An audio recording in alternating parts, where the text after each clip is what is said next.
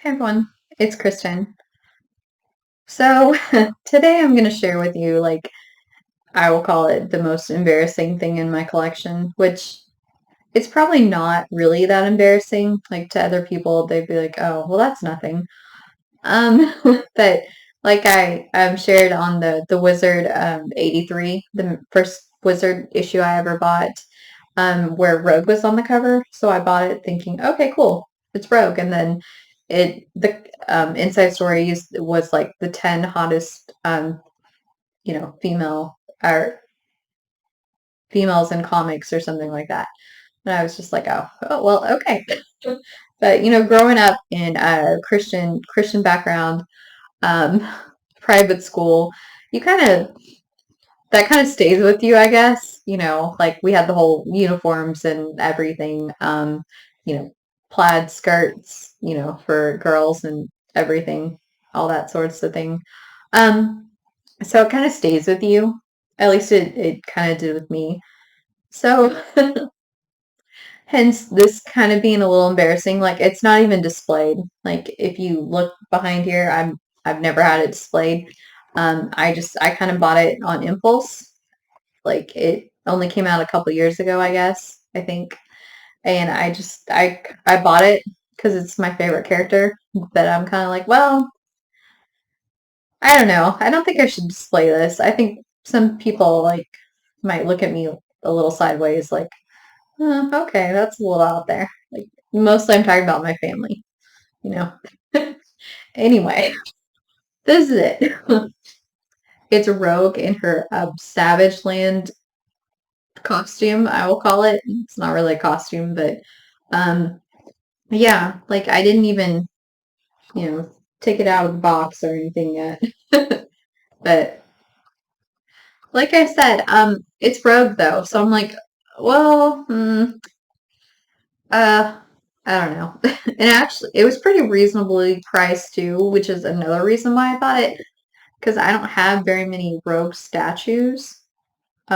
Because most of them are, I don't like. There's a certain amount of that I like to spend on statues or like comic book memorabilia, and um, so far there haven't been very many Rogue statues under that amount. I will say, for example, like I don't want to spend more than like 150 on a statue if I can help it, which I haven't spent more than 150 on a statue. I think my most expensive one was my Wonder Woman up there.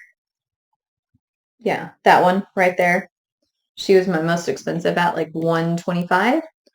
But I didn't really have that many Wonder Woman statues either. So, and she's my favorite DC character. So anyway, it's funny that this became such an iconic part of Rogue and her story, considering it's only in like a handful of issues. um, so basically, I got the comic book out to show you um, where it comes from. So it's 269. It was where she first debuts it, I will say. And this comic book is a little well worn because it's I mean look at the cover. It's very dramatic. It's Rogue fighting Miss Marvel, and and there's a Magneto helmet that said "Guess who wins." Anyway, so it's a little well worn because yeah, because I've read it a lot just because it's Rogue fighting Miss Marvel. Like, again. So anyway, basically, and it's interesting because, it also says she's back. So Rogue in Uncanny X-Men 247 went into the Siege Perilous. I'm not sure if I'm saying that right. You know me in pronunciation things. I could be wrong, but it's like this mystical portal kind of thing. And so she was absent from comic books from 247 to this is her first issue back, 269. So the portal spits her back out in Australia, But at that point, all the X-Men are gone. Um, and spits her back out, and she's naked. And, there's well-placed wind, I guess. I don't know what that is. Based whatever, well-placed wind to like hide stuff, and the way she's positioned hide stuff. Where you're not supposed to see, where you're not allowed to really show. And she's like, she's back in her room in Australia, and she's like, well, but I don't understand why I'm here naked. So she gets it looks kind of like an X-Men sleep shirt out of her drawer, puts it on, because I mean, it looks like a sleep shirt to me, because it is not quite a dress. And she grabs her uniform, like her black and green uniform that she was wearing at the time, because she landed back in her room, and she hears on the news that Mystique, her adopted mother, is dead, but she's not really. So she goes and flies out the window, and she realizes she can't fly. She's like, "Whoa, what the heck? What's going on? Why can't I fly?" And she runs across the Reavers, cybernetically enhanced humans who don't like mutants, and they're mercenaries, and this is whose base they were using while the X-Men were in Australia. And there's Lady Deathstrike. She's a part of the Reavers. Um, she's kind of like their leader. And I like Donald Pierce, who was a member of the Hellfire Club, the Inner Circle. He actually kind of founded the Reavers, and he himself is like cybernetically enhanced. Um, so all of a sudden, they're like, they surround Rogue, and she's like, crap, what do I do? Because apparently I don't have my powers. And all of a sudden, Ms. Marvel comes rocketing out and saves her. And Rogue's like, what the heck are you doing here? We're separated finally. Why can't you just leave me alone? And so she runs away, because she's like, you're free, leave me alone. And she runs to Gateway, who is this mutant who can teleport basically through space, through time, different dimensions, realities, everything. I mean, he doesn't really communicate though. He's just like he's from Australia, but he doesn't really communicate. But the X-Men use like Cyclops. Psylocke would basically kind of like telepathically tell him, hey, this is where we need to go. Because he used to help the Reavers out because they forced him to. And so Rogue's like, I need you to help me, please, send me somewhere else. And she's just like, basically she says, send me as far away from here as possible.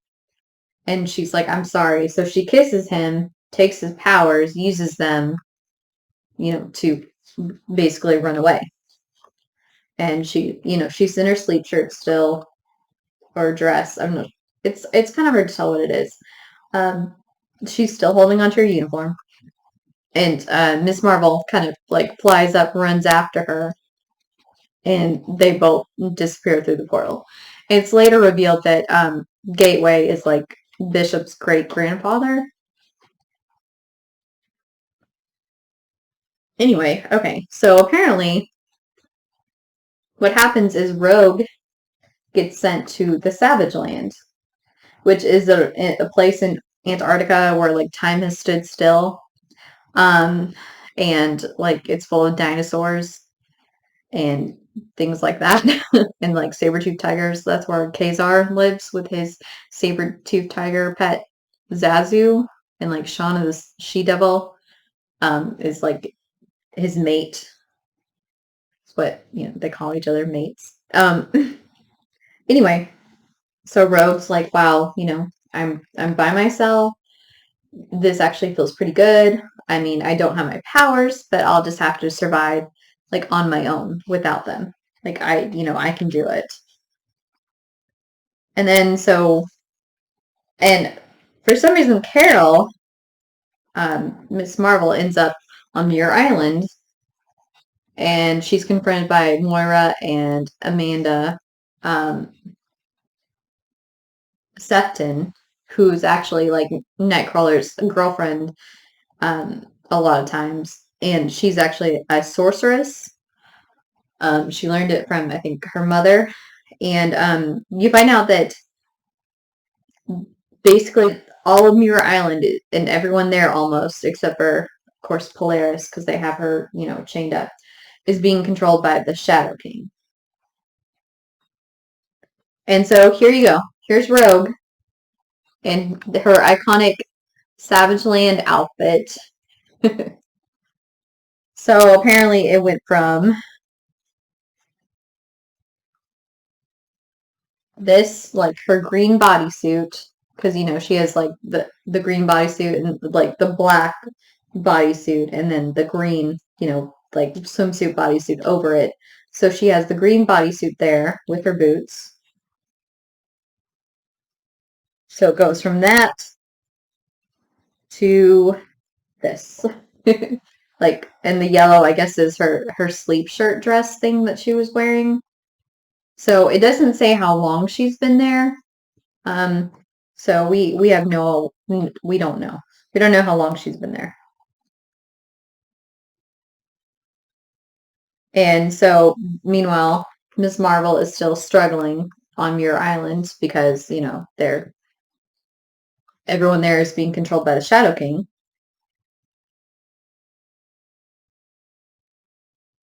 And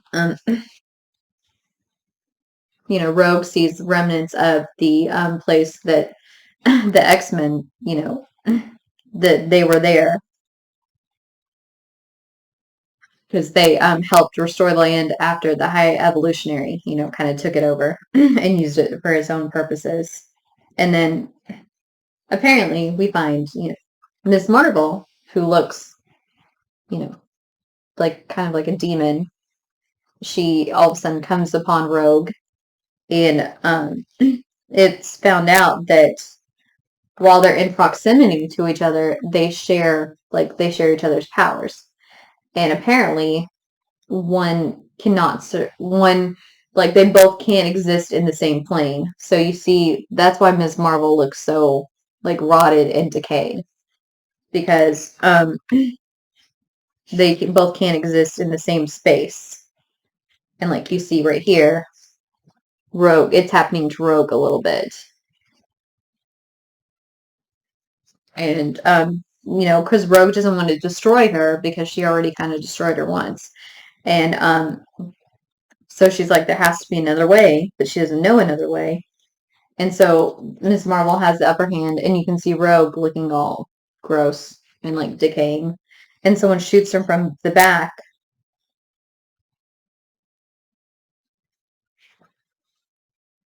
And Rogue wakes up in some kind of, building. And she's strapped to a metal table. And the voice is like, you have nothing to fear, Rogue, from me or, Carol Danvers. So apparently Magneto chose to save her life instead of Miss Marvel's. And so what happens, they have a brief, very brief, like romance fling sort of thing in like two X-Men, Uncanny X-Men 274. And it ends because Zada Lane, I think that's how you pronounce it, she like erected towers in order to take over the Earth's magnetic field and shut down communications and try to rule the world.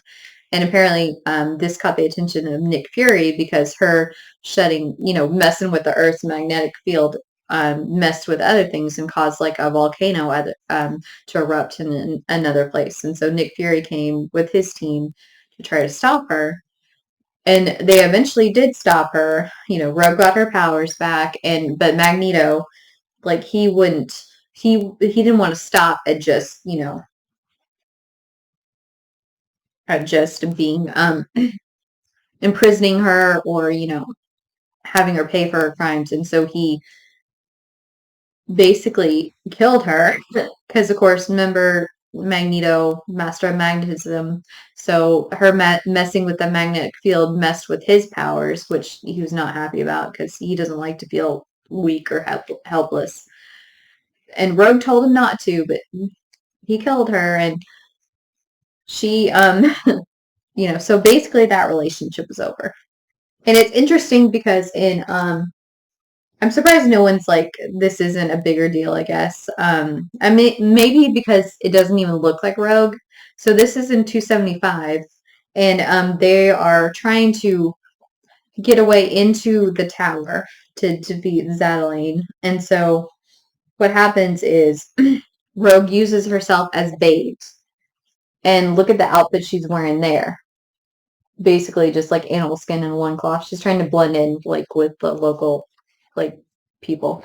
Um, so it, like I said, it's just interesting that that's not a bigger deal, or that's not like, well, I guess it's because it's not, it doesn't look like her, you know. That's probably why. So, like I said,